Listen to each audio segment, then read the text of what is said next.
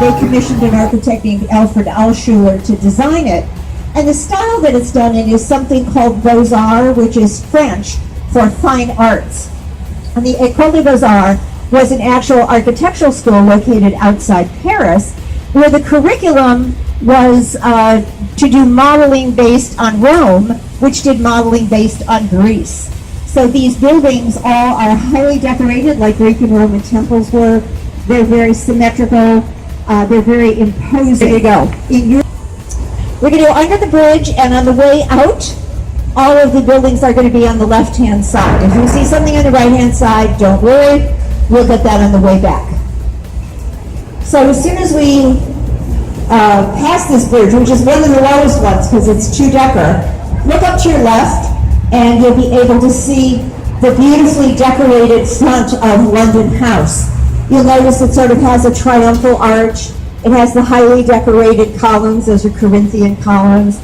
And then the winged lions on the corner are called griffins, which are a mythological symbol of protection. Shooting up behind it is a white building that looks kind of like a rocket ship. And your eyes would not be deceiving you if you think it's getting smaller as it goes up. It is lower than walk up.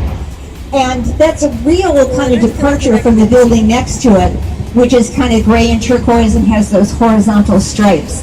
This is an entire block of hotels. London House, the Glassy is the addition to the London House. The Mather Tower has become a hotel, and the building on the end has always been a hotel. So I'm going to take this moment to tell you that last year about 50 million people visited Chicago. We're hoping to hit 54 million, and I thank all of you for coming. Most of the people, it's called the Jewelers Building because so many of the people who had offices in there were commercial jewelers. And they were often a little bit nervous about being out on the rough and ready streets of Chicago carrying millions of dollars worth of gems. So that building actually had at one point an elevator in it, which was tough enough that you could actually drive your car into it, and then it would take you to whatever floor your office was on, and then reverse the process at the end of the day. Over where the flags are flying is the first of 7 rooms of what we call the River Walk. We call them rooms because they're created by the bridges. This one is the first one from 2008, and its purpose, where there's a sign that says City Winery, you'll see this building that we sometimes refer to as the building in the gray flannel suit, because it sort of looks like it's covered in kind of charcoal tweed. Here's the City Winery, and then you see the flags up top. The fact that it's wearing a gray flannel suit is very appropriate. That's usually associated with advertising, and this is the home of Leo Burnett, which is a very famous international advertising firm. The architect here, a man named Kevin Roche, who did this building in 1989, wanted it to pay tribute to the first skyscrapers in the world, which were invented right here in Chicago, about 100 years before he did that beautiful building. To the right of the building that says 55 is another building in the kind of postmodern tradition. That one is looking to the past. There's the big old yacht over here on the left. That one is, they probably ran out of beer, so they had to come in and tie up to get some groceries. The very glassy building here is by a man who is from the region of Spain called Catalonia. His name is Ricardo Bofia, and he thinks that architecture is theater, so he wants these very theatrical and dramatic buildings. In this building from 1992, he's invoking Greece and Rome, although I don't think any of you have ever seen a Parthenon, which is about 56 stories tall. The building has a very unusual function for one that's right down here in the middle of commercial old Chicago. It's residential. So it's luxury, very small apartments though, very much tended to people that moved in Chicago for a short period of time, like consultants and things like that. Next to it, you have a building which in its mass or shape should remind you a little bit of a big chair. High back, two smaller sides. This is the LaSalle Wacker building from 1930, and that shape is really an architect thumbing his nose at a law passed by the aldermen in Chicago that limited the height of a building to 20 stories where it meets the street. They read the law very carefully. It says meets the street. Couldn't say I don't have my big old tall tower. Well, I'll just push it back so it's not on the street. So you can have 42-story tower, 20 stories where it meets the street, all legal. And that wall that's kind of in the middle of it was very, very handy in the 1930s because you got to remember that lighting was not at all as good as it is now, and none of these buildings was air conditioned. So it was very good for the flow of air. Now the Chicago River is shaped like a capital letter Y. And we've been going down the stem of the Y. So we're coming up to the place where you have a north and a south branch, the river fork, two big tall towers. When the bridge gets out of the way, you'll see that there's an element that joins those two towers together that looks remarkably like a bridge. So this is their building, 225 West Wacker from 1989, kind of calling attention to where it is. And this is a contextual type of architecture. It gets its meaning from where it's located. And you'll notice that then continuing this kind of nautical motif, the flag is flying in a sort of a porthole. This is from 1983. 333 West Wacker, it is called. And in this city, where we are frankly very spoiled, because we have so many beautiful and exciting buildings, Chicagoans regularly vote that as being their favorite building. And I think the reasons that they do that are because this building is it's a wonderful summation of what we call contextual architecture, meaning that the design of the building is intimately related to where it sits. So it's important not just to the idea of Chicago, but even to that spot of land itself. And as soon as the bridge gets out of the way, you'll be able to see the way the beautiful curve of the building mirrors the curve of the land that it sits on. The green is evoking the shades of the Chicago River, which is green because it has a clay bottom and a lot of algae in it. Chicago is very famously built on a geometric grid, a lot of perpendiculars here, not too many diagonals, nothing curvy. On the right, this is an area called Gulf Point. And this is where many of the first Chicagoans had their log cabins.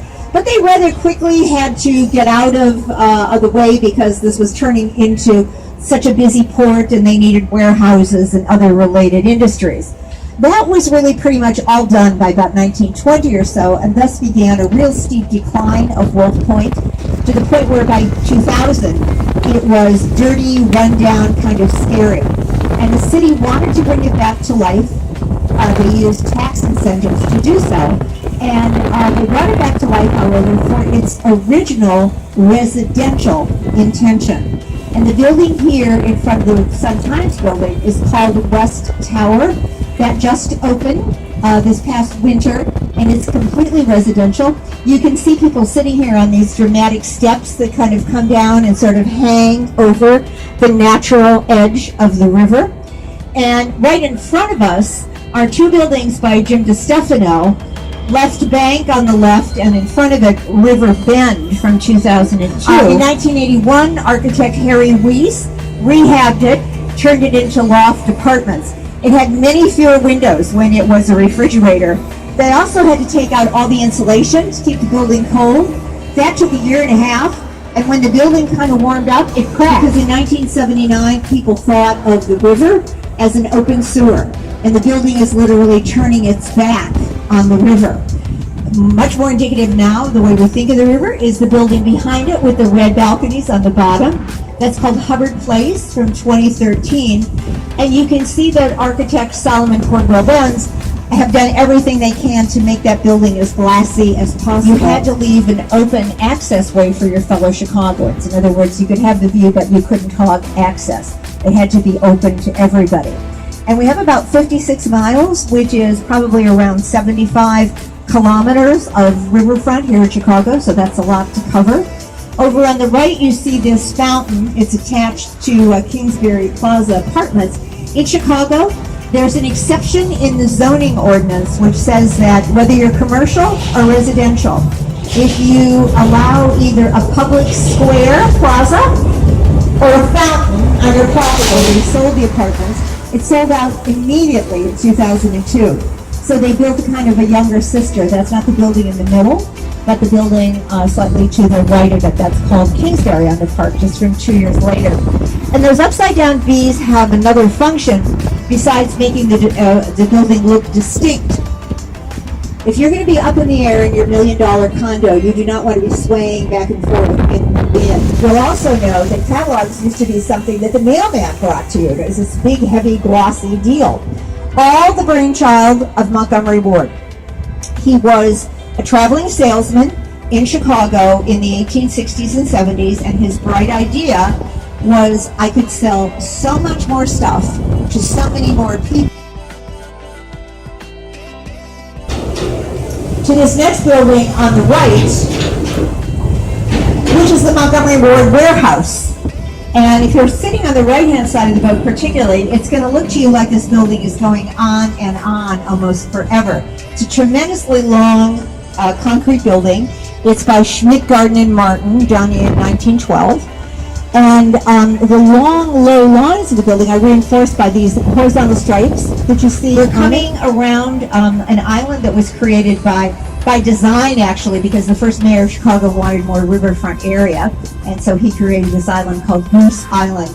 You probably have heard of the beer, although this is not where they make the beer. She's on the Montgomery Ward building. She's called the Spirit of Progress Through Commerce.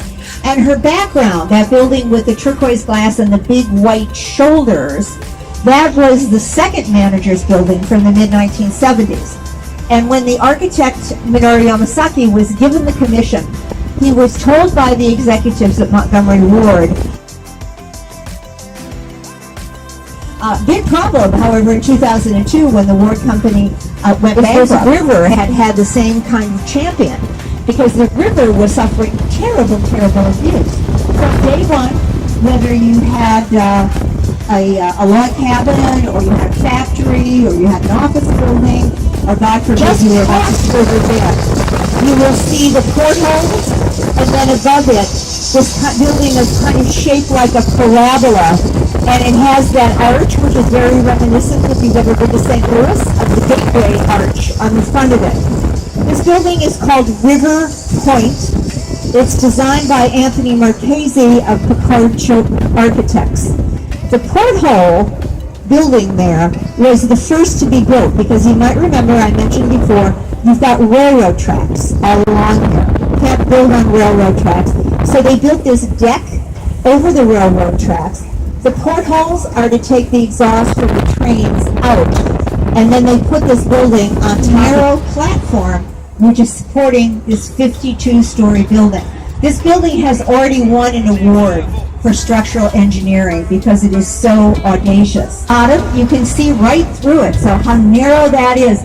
And look at this wild kind of diagonal up here. Just above it and slowly being covered are these trusses. How do you make a building like that stand up? And his answer was a boatload of concrete. Although we did not use the word boat for the load, but this is PG rated, so we'll call it a boatload of concrete. Over on the left is, from 1961, is the General Growth Properties building. It's kind of a jaunty building. It's got these crazy pleats on the side here where there are no windows. Opera is not a very money-making undertaking, So you can see they wrap the building on three sides with this big office space to kind of act as a source of income for the opera. But we all know that in life, timing is everything. And this is 1929, and the stock market crashed just about the time the building opened. So there was a lot of worry about both the building and the opera company, but both are still on the highway, right through and under. This is the highway. You see how loud it is. Look ahead. This bridge is going up. This is a good weather day. There are no boats coming, but the bridge is going up. This is very exciting. Make sure you get this in your cameras. And you can see the way that you have these two wings of the bridge, and they operate. They get lifted because in these boat houses, these concrete houses on the side, are big counterweights. So that's why it works kind of the way that a teeter-totter does. They move the counterweight, and then they raise the two wings of the bridge. So this was always a very exciting day in Chicago. The post office has been for sale for 25 years. It finally got bought. They're going to spend $500 million with a B dollars to bring it up to snuff and turn it into a huge office complex. What did succeed it as a post office is over here on the right where you see all the mail trucks. And this post office was built in 1996, which means that it was after the Riverwalk ordinance had been passed. And we asked the federal government, so we have this ordinance, if we could put a Riverwalk in, they said, we don't do things like that. We're giving you some trees, be glad we're doing that. But behind all of this, they have started to prepare the ground for a project which is going to take 10 years to unfold. It's called River Line, and it's going to be somewhere between 5 and 7 high-rise buildings. We'll turn to the right after this lovely power plant goes by. People up top won't see the building, they'll see the radio tower. Up top here, you will see a long, low building with a kind of a pinkish red.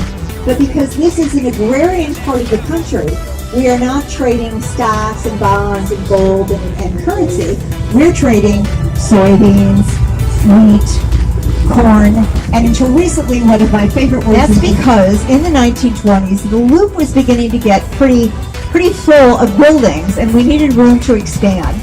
And the engineers came in and said, you can use this land that you think is unusable because of railroad tracks.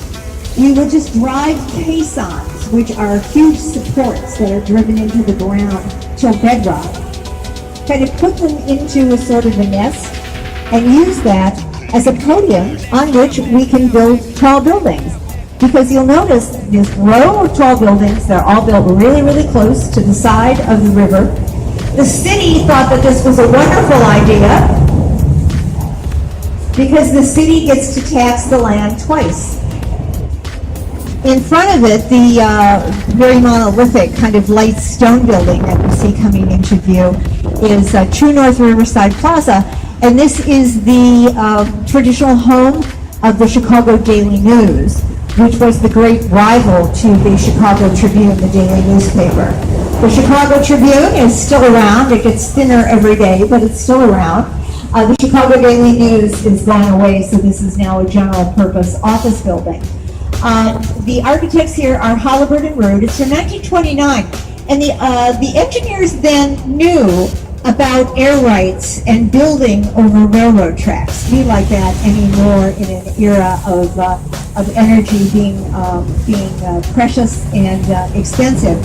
So there's the U.S. Green Building Council has a series of guidelines which are collected under the title of LEED, meaning Leadership in Energy and Environmental Design. And you fulfill these attributes, and then you get a certification which goes from certified up through the precious metals, silver, gold, and platinum. You can do it obviously for new buildings, but you can also do it for old buildings, because coming ahead here on the left, this massive building, this kind of like fat lady plopped down on the corner here, this is the merchandise mart. Opposite it, where all of this noise is coming from, is the construction of the last 3 rooms of the River Walk. 3 opened last year, and we'll see those in just a second. The last ones are going to open over the course of the summer. The purpose of the Riverwalk is twofold. One, it is partially for tourists and recreational, but it's also educational. particularly in these new rooms, they're going to have a fish museum and an ecology museum. There's going to be a fishing hole. So the kids who grow up in urban Chicago and would never have the chance to fish are going to be able to come down here and catch fish. This is called the River Theater, and this is part of what was all finished last year. The cost to do this did not come out of our taxes. It was borrowed, and we will get the money back through the revenue from the vendors. So I encourage people when this all opens here on Memorial Day weekend to please go down there and spend your money and help us put our clothes. On the left, you see the first, and then you'll notice it's actually two, buildings that Chicagoans fondly refer to as the corn come-ups, and which are referred to by their architect Bertrand Goldberg, the same guy who did River City, as his tree houses. He thinks of them as a tree trunk in the middle and then branches and leaves. They are properly called Marina City, and they were built between 1959 and 1967. They're about to become a historic landmark. No, you do not park your car, but if you go onto YouTube, you can see a movie from 1980 called The Hunter. In the world of Mies, the actual site of the building and its orientation to the buildings around it was as important as the design of the building. And that argues for the rigor and the intelligence and the perfectionism that Mies brought to everything that he did, and which makes him so distinctive. Its neighbor right over here is the Trump Tower. This was designed by Skidmore, Owings and Merrill, completed in 2009 for the Trump Organization. It is the second tallest building in the city of Chicago. So along here we want to talk a little bit about what makes a tall building tall. The wall that has no windows is where the classrooms are. So you're not going to be tempted while you're in class to be looking out on the river. You're going to pay attention to the faculty member because you have no view. Across the road from it, if you look up at the top of this very tall building, you'll see a peacock, and the Americans on the boat will know that that's a symbol of NBC, and indeed this is the NBC Tower from 1989. It was designed by an architect named Adrian Smith. First, if you look kind of off to the left there where you see that clutch of buildings, those are all residences. That's called Streeterville. People who are living in there not only can look down on the river, but they're a little east of here, so they can also look out on the lake. So that's very prime real estate. But none of it would be here were it not for the bridge that we're going under right now, the Columbus Drive Bridge. This went in 1984. And again, just like with the Michigan Avenue DeSalvo Bridge, these two sides of the river had never really been joined before until that bridge went in. Where the Sheraton Hotel is, over here on the left, in the 19th century, this was very prime land until about 10 or 15 years ago when the trust finally gave it up and it was now renewed into this neighborhood over here. And I need to tell you that the lawyer who bought this for William B. Ogden was named Abraham Lincoln. The kind of focal point of this area, which is called River East, is this fountain that you see over here, the Nicholas J. Millis Memorial Fountain, and that pyramid building. Oh, look at people behind it. You can see the guys in the orange. I don't know if they're fixing it or whatever, but they're standing behind that wall of water. At the top of the hour, too, it shoots out a big blast of water, a big arc of water, which is so powerful it very often hits the other side of the Chicago River. Very much oriented to what everybody calls the millennial generation. These are people who don't want cars. They want a bike. If they're going to go someplace, they Uber or they do just a rental kind of car. They're interested instead in lifestyle amenities, things like, yoga outside. They all have dog parks here. So it's a very, very different take on residential life when people like me all used to worry about, where's my parking place? That's completely old hat now.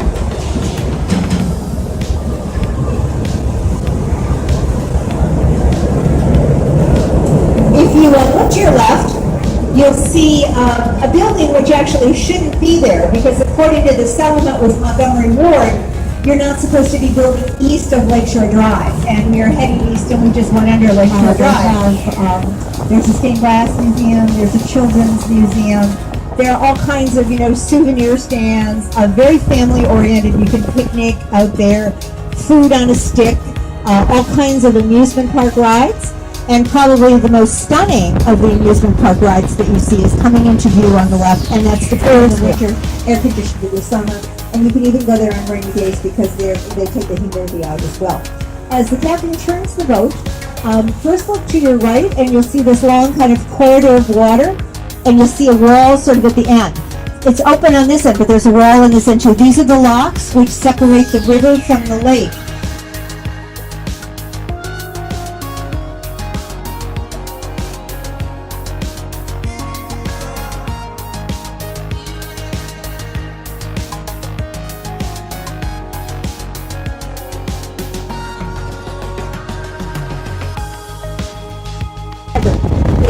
It's serving a function a lot of architects call this vanity height. It's been added to the building to make the building taller. And we do not want to lose our reputation for the tallest building, so we said, well, this is going to be fair. So it's not what everybody's thought about it, and it's pretty much a done deal. It's like that tower sometimes is, of course, extremely important to inheritance. And they said, no, as long as the architect designed it, we get to count it. So the trunk gets to count the spire of the level. It was getting thin. They were afraid it would fly off the building and kill people. So before it did that, they took the marble off. It's now faced with granite from Mount Airy in North Carolina. It cost $1 million a floor to take the marble off and put the granite on. And as if that was not insulting enough, when they took the marble off, they ground it up and turned it into sidewalks for the University of Illinois at Chicago. On the left, sticking out is a kind of triangular building, which is a Swiss Hotel, and behind it is Aqua. So now you get a chance to see these balconies, which are very, very famous. And this kind of almost looks like the building is moving in the wind, even though it isn't. The way that they get that effect, underneath Aqua is just a big tall box, just like the Aon building next to it. The key is in those balconies, which are poured and part of one piece with the floors, actually, of the building. What they do to get this, they designed a template, and they put the template into position on the first floors that had balconies. Then they went up to the next floor, and they turned the template a few degrees, so that by the time they got all 82 stories up, they had formed 360 degrees. And the result of that, as you look at it, is that no two balconies in Aqua are alike. Each and every one on all four sides is unique. So the people who live in that building have got views which are just unparalleled. Because one of the major downsides of a very geometric and squared off high-rise is that the balconies of your neighbors cut off your view.